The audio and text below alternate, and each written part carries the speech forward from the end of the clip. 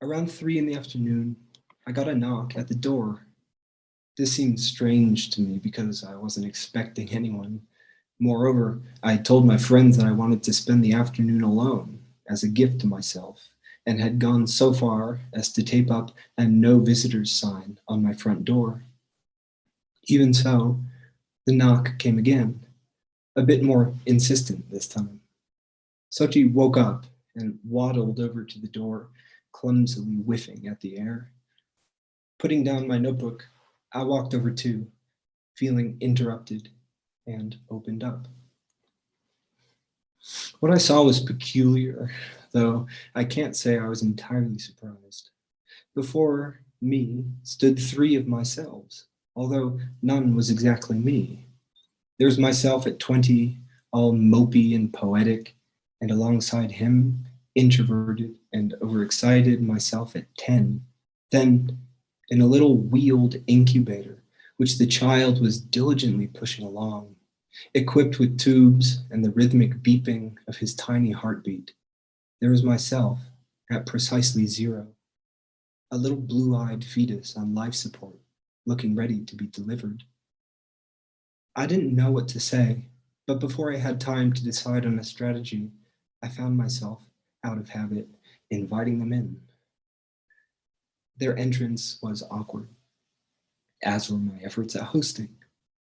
We all had trouble making sense of how to move together through my narrow kitchen while introducing ourselves and exchanging niceties. The 10-year-old tripped on the raised lip of the living room's threshold, causing the baby in that scientific contraption to plop over onto his face and scream into the fabric, all tangled up in wires and tubes. The beeping was getting faster, and no one knew what to do. The 3 clarified that they themselves were hardly acquainted, until we just decided to kind of jiggle the cart until the fetus had flipped back over onto his back and his heartbeat had resumed its normal speed. Finally, after another minute or so of cordialities and nervous laughter, I asked them why they had come. In the meantime, I had actually become quite curious. Call me ageist, but I had assumed that the one of myselves who was going to do the talking was the 20-year-old, but the one who opened his mouth first to speak was the 10-year-old.